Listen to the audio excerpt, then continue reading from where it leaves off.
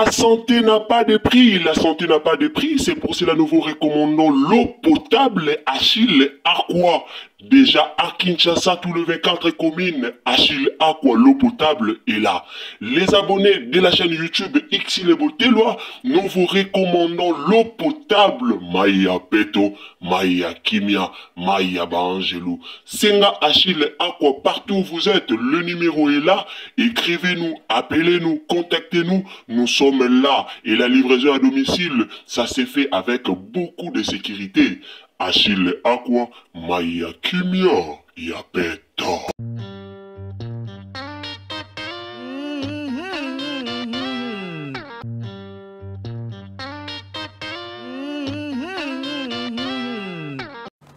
Ndio la sumbele ni. Nini na sala te pona mboko yo.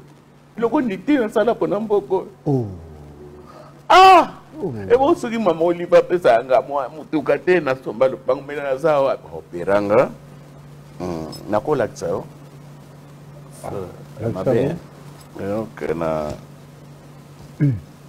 Donc opération moko ezate ke o ya wanene. Oh. Donc banda wa awa. Donc on moni ba mikwa o. Ba panza nyonso ne ba panza kasoso. La famille mbote batu nyonso o balandaka Ursule Botelwa TV. Mbote na bino nyonso ba ebolandaka biso, mbote na bino nyonso ba oyo vraiment bo soutenaka chaîne na biso ekende liboso. En tout cas topesi bino mbote na kombo na Yesu Masia.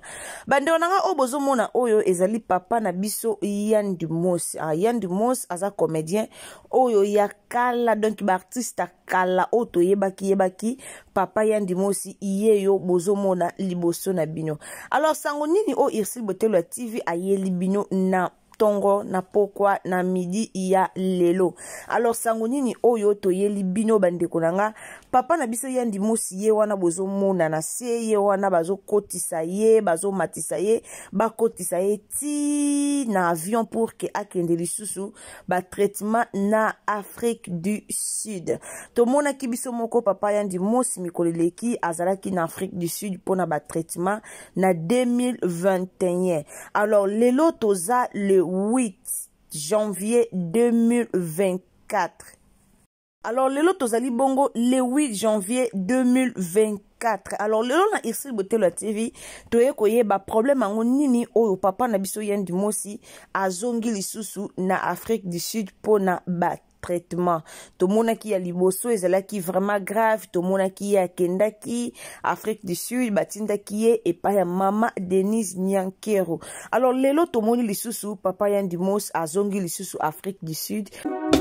Mama Mae 2024 Gavker to yelibino solution. Pour na ba problème ya trompe, fibrome, myome, kyste, règle abondante. Gavker to zali na solution. Yo oyo kota ménopause atana 65 ans na Gavker oko simba mwana. Ebongo oyo etali si ekima yo kimobali etelemaka bien te awa yo kayango etelemi.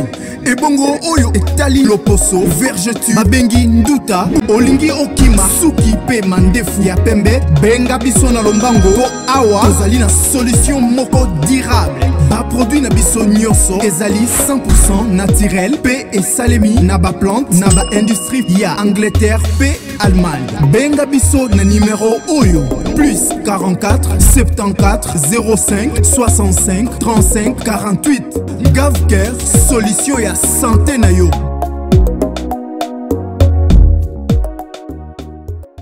Tolingi tozo mwa ba détail mukie epa Ursule Botelwa TV tokoyeba problème ango eza nini, malade yango asali rechute to eza problème nini. Nyonso tozo explication nango awa na Ursule Botelwa TV. Alors bandeko nanga ka ande tolobaka na bino, si vous êtes nouveau sur ma chaîne, donc soki eza vraiment mbala na yo ya liboso otombe na Ursule Botelwa TV, o s'abonner, o commenter, o liker, o partager ba émission na biso, nzamba lola ako pambola yo. alors wana ndeka tolobaka na système moko ya bien. Alors abonnez-vous, commentez, likez, partagez nos émissions et que le Seigneur vous bénisse.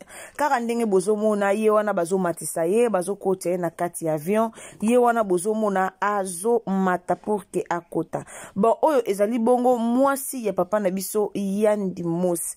Na otikela bino mwasi na ye, en tout cas tokoyoka maloba mwasi na ye akoloba, tokoyoka yango nanu après tokozonga sima.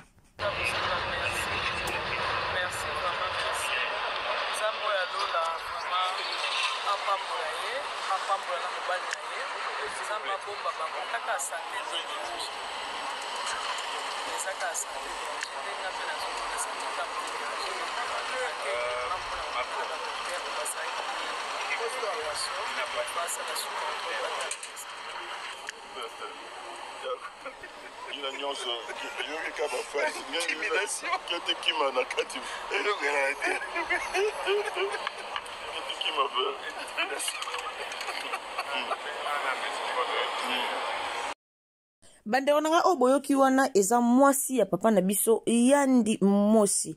Alors naza si boyoki makambo mwasi na ye alobi, boyoki ye très bien makambo nini alobi. Bande onanga soki ezambala liboso na bandeli lisusu soki vraiment ezambala na yo ya liboso okoti na Irsil Botelo TV, osabone, o commenter, o liker, o partager, nzambe akopambola yo. D'abord papa Yandi Mosi azalaki déjà na malade. Azalaki vraiment na maladie oyo eumelaka ye, maladie oyo vraiment eumisaka ye, esalaka ye pasi tomona balekaka même na ba micro pona kosenga ba aide. Papa Yandi Mosi tomonaka ye batu basengaka ba aide ebele pona ye wana depuis 2021. Azalaka na hôpital ndenge na ndenge ebanda ko simba te, donc a riskaka vraiment liwa tomonaka maladie ebetaka ye. Toyebi papa Yandi Mosi azalaka déjà moto libumu munene, mais libumu na ye vimbaka lisusu maladi ebetaka ye vraiment. Alors basenga ki ba osecours ka ndenge ezalaka, basengi ba aide mutu akosunga papa Yandi Mosi azalaka te. Après quelque temps toye komona mama na biso Denise Nyankeru ayaki kotinda lisusu kende esika wapi oyo papa Yandi Mosi azalaki na hôpital, nde basalaki ba programme, basali ba makambo nyonso, ba passeport, ba visa pour que batinda papa Yandi Mosi na Afrique du Sud wana ezalaki na 2021. Alors papa Yandi Mosi azwaki ba visa, azwaki ba biloko nyonso, ayaka kokota hôpital awa na Afrique du Sud na Djobour. Donc akotaki hôpital na Afrique du Sud précisément na Djobour epai wapi oyo papa na biso Yandi Mosi ayaki kokota hôpital. Akotaki hôpital depuis 2021, asalaki mwa mikolo ebele na Afrique du Sud. Papa Yandi Mosi vraiment asalaki mikolo ebele na Afrique du Sud. Tomonaki pe ba vidéo pe bandaki ko circuler, tomonaki batu pe bakendaki bakutanaki na ye, batu ebele basalaki na ye pe ba analyse, to pe ba émission totalaki yango, ndenge ba séjour na ye e bandaki ko se passer na hôpital, ndenge ba séjour na ye e bandaki koleka na ndaku epai wapi oye avandaki tangu abimaki hôpital. Alors lelo batebele ba contacter, lelo batebele ba tuni, lelo batebele balingi baye balisusu problème nini eloko nini o papa na biso Yandi Mosi azongi lisusu hôpital po batu nyonso ba monaki ke azalaki na hôpital depuis 2021. Alors lelo toza na 2024 ba moni lisusu papa Yandi Mosi azongi na hôpital na Afrique du Sud. Alors batu mususu balobi ke papa Yandi Mosi aza gravement malade, yango esengi ba évacuer batinda ye na Afrique du Sud po akende kolanda ba traitement. Batu mususu balobi bongo, batu ebele ba interpréter yango pe na ndenge na bango. Alors eloko moko il faut to ye babandeko na nga na yaka toujours ko expliquer bino eloko nini oyo ezoleka to pe eloko ngo eza nini. Papa na biso Yandi Mosi azalaki na hôpital na Afrique du Sud oyo to yebi biso nyonso. Papa na biso Yandi Mosi tangu akotaki hôpital azalaki gravement malade. Alors na hôpital hôpital na biso ya Kisasa ba ki para ba rendez-vous te. Hôpital na biso ya Kisasa ezalaka ko ye rendez-vous après 1 mois, 2 mois, rendez-vous après 3 mois. Mais ba hôpital mingi ya étranger surtout mingi ba hôpital vraiment ya ba pays étranger soki ba traiter mutu ba lukaka kolandela mutu ti na suka. To mona na hôpital mboka na biso eza ko finga mboka na biso te eza ko critiquer mboka ya Congo te met ozolobela ndenge makambu yango ezalaka. Tomona na mboka Congo soki mutu aza malade soki surtout basalaki mutu wana opération bakolandela eka peut-être 2 mois 3 mois esili nango. Mais na hôpital ebele na ba pays étranger balandelaka vraiment mututi akokoma bien. Même en Afrique du Sud eza na hôpital mususu bapesaka bato ba rendez-vous ya ba 6 ans. Ba kopesa rendez-vous ya ba 3 ans, ba kopesa rendez-vous ya ba 5 ans.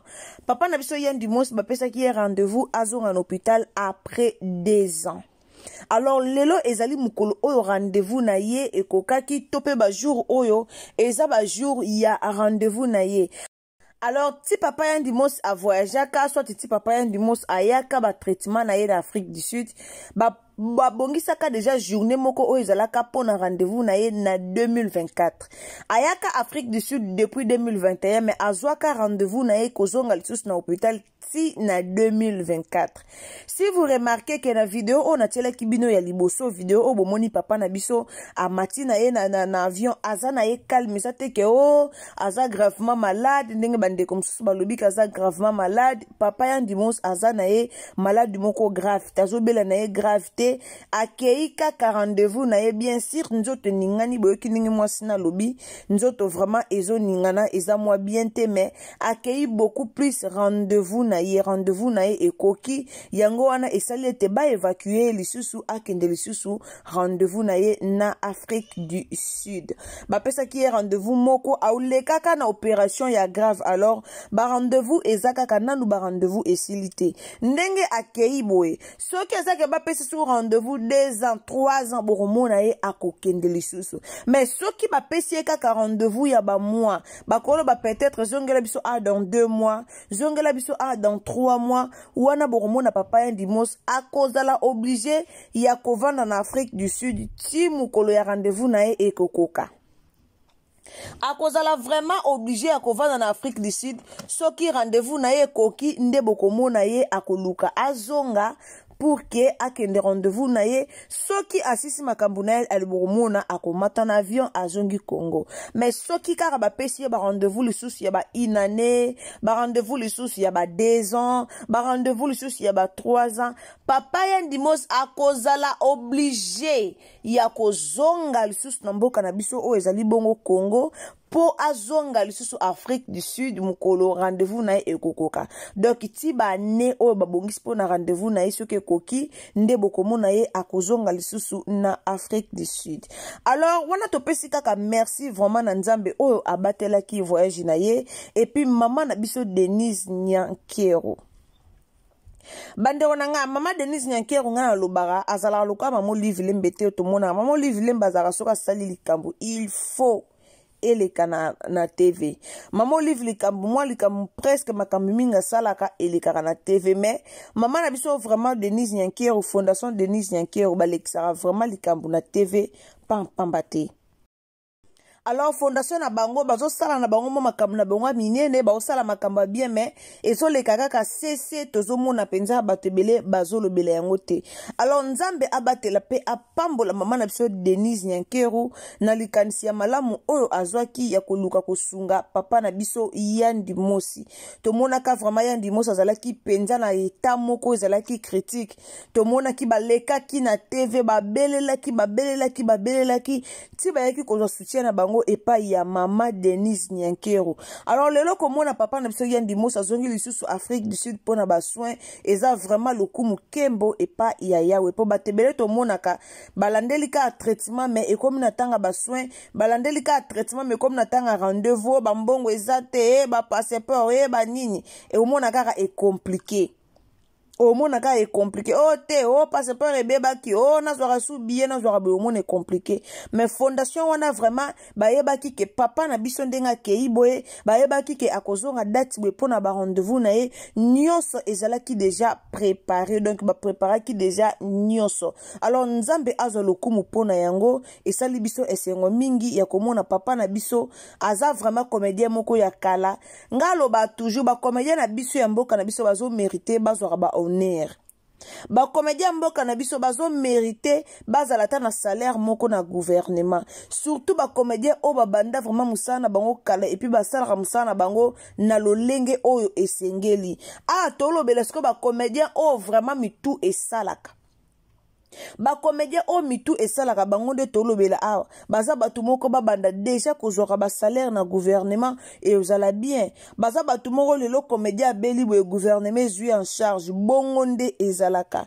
eza te ke comédien abeli ye moko akomi koluka susu kisi aluka traitement aluka boye eza bien te mais ntango lelo tomona déjà bafondation Denis Nyankero ezozwa bacomédien en charge eza bien tomonaka papa na biso videlo azalaka na problème grave tomonaka mama Olive Lemba tindaka papa videlo en Afrique du Sud pour na ba traitement en tout cas boyende nzamba pambola bino bozwaka ba comédien en charge eza bien musala o basala wana bazwa keloka malonga te ba comédien mboka na biso toyokela bango mawa musala basala bazwaka eloka malonga te ba comédien lelo kutu ba comédien YouTube nde ba komi moi ko se retrouver tozomona ngoke ba comédien o babandi ba théâtre na basera ba YouTube o tozomona ke mo épanouissement ezali o mona pe mutu botali mo télé réalité lobi o par rapport aza bien mais ba comédien na biso akala ba papa na biso ba yandi moso ba nyokama lelo ke eta la vieux gaou na njiri vieux gaou azaka na lupangu na bango vieux gaou azaka na lupanga ba papa na yo kapena ne grandi car esika azali ba vieux gaou bazaka kawana esika bazali wana pourquoi azoko kata olonga na lupanga famille te poani ba théâtre basali ba théâtre na vie basali ba théâtre na seraka ba vieux gaou ba bato ba travailler fort na musala culture na mboka na biso ba travailler mais soki abanda ko futa mata na gouvernement bolinge bomona ya linga bandoza ndenge mususu ati vie na embele changer et na ba comédien belé ba vie na bango changer te pourquoi gouvernement te mutafuta bango babandeka ko dépendre na ba producteur ayebo ya futi producteur ayebo ya futi yango bomundi ba comédien belé ba vie changer bango te ba comédien belé bazaka na balolenge moko botali olobi kaka atata njambi sukeli okaka bongo otali lobika tata njambe sukeli obongo alors soki lelo ba comédien na biso ba komi gouvernement komi kozwa bango en charge et ozala malamu mingi pour basala honneur a mboka lelo toyaka ofinga ba comédien na biso to landa ba Nigeria ba futa makana gouvernement avant non muto sala caché na ya benga bato futa bango mais ba futa makana gouvernement nda futa bango gouvernement futa ka bango ali bango na bango pe bazo futa na ka lisusu yango bomoni musana bango ekendaka liboso mais ya biso na Congo eza bongo te ba comédien na biso comme ba futa makana l'état te balingi kisi comme ba futa makana l'état te balingi ko fingana comme ba futa makana l'état te ko buakela na ba maladi ba comédien balingi concurrence ba blo mo bongo oyo esalaka vraiment malamu mingi te papa ya ndimosi ye soki bomoni ata elongi na ndenge komi par rapport ya ndenge belaka wana ndenge akomaka bolo bake oui papa ya ndimosi vraiment nzamba sali a changer akomaka bien te papa ya ndimosi azaki na eta moko ya malonga te eta na ye pene ezaki malonga te ezaki otali elongi olobi o mutu to nini sera belaki eta na ye ezaki bien te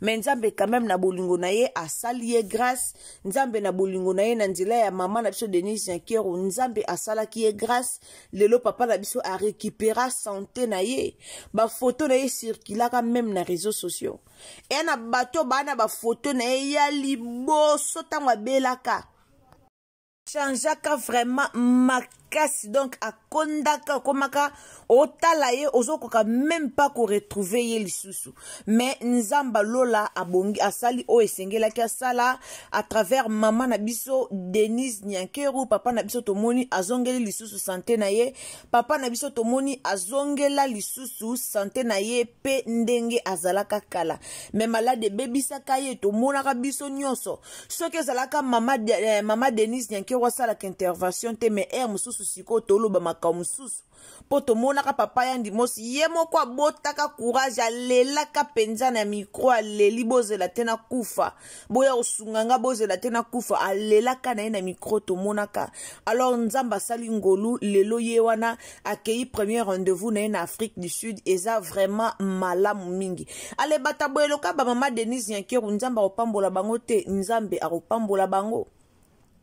Lelo papa na biso peut-être soki zaki mama na biso Denise atiaka fondation na ye basala osekute mais emsu tolo babo emepesi tokunda papa na biso Yandi Mosi kala po toyebi ba hôpital na biso ya Congo soki mutu aza gravement malade esenga ba moyen ebele.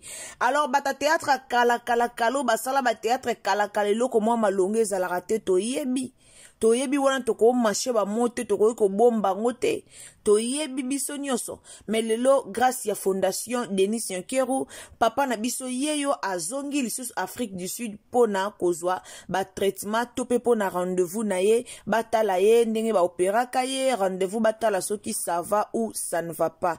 Alors tokomisika kanzambe pona likambu yango bandeko bozaki ibele ya kotuna o bazalaki vraiment ebele ya kotuna soki papa na biso malade kangiye soki azana problème nini. En tout cas bondimelanga ke papa na biso azana ye na problème ata mukiete. Donc Yandi Mosi azana ye na problème ata mukiete azongi na ikaka pona rendez-vous o ba pesa kiye. Ezana ba congolais ebele ba négligeara ba rendez-vous ezara très important. Awa biso na Afrique du Sud ceux qui ba pesi au rendez-vous au hôpital babanda kipika ko benga kayo ko remind yo babando kipi ko benga kayo kaka babanda ka ko benga kayo pour que ba rappela kayo rendez-vous na yo oyo ozana en tout cas balandelaka vraiment soin makasi.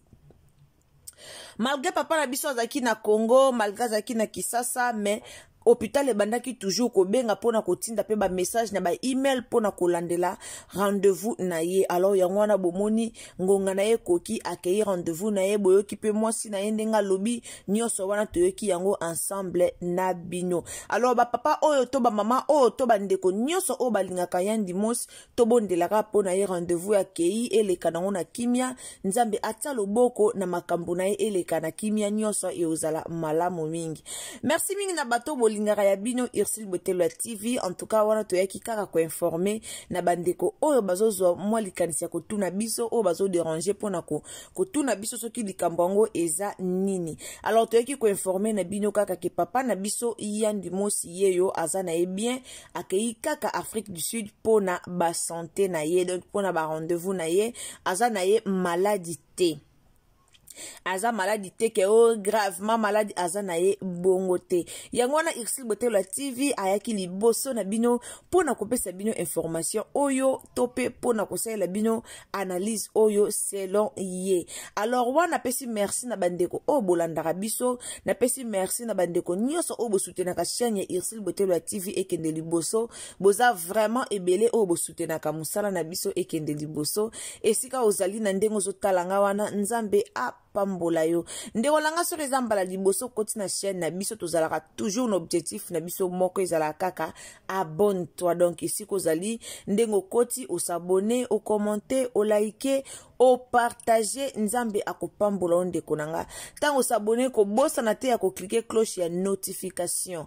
Cliquez cloche ya notification pour que prochainement tango Ursule Botelwa TV azotia ba image na ye azotia ba émission na ye okozwa directement notification esika nyonso oyo kozala okokota okolanda video na biso yango tolobaka cliquez cloche ya notification. Alors ndeko nanga partager na TikTok, partager na Facebook, partager na WhatsApp, partager na Messenger, partager na ba ami na yo nyonso nzambe ako pambola yo. Wala tokutana la prochaine occasion soki Yesu a zongite nzambe azala na bino longo ba nyonso o bolinganga ba nyonso o bosutenaka chaîne na biso tozaka na système ya partage donc to partager pour que to atteindre nombre d'abonnés o toyokanaki elongo na ba abonnés nyonso ya Ursule Botelwa TV. Nzamba lola azala na bino bisous bye.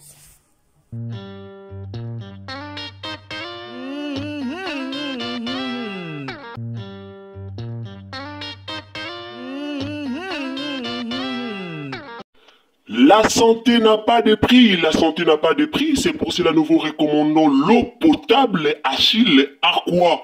Déjà à Kinshasa, tout le 24 communes, Achille Aqua, l'eau potable est là. Les abonnés de la chaîne YouTube Xilebo Teloa, nous vous recommandons l'eau potable Maya Peto, Maya Kimia, Maya Bangelou. Senga Achille Aqua, partout où vous êtes, le numéro est là. Écrivez-nous, appelez-nous, contactez-nous. Nous sommes là et la livraison à domicile, ça s'est fait avec beaucoup de sécurité. Achille Aqua, Maya Kimia, Yapet.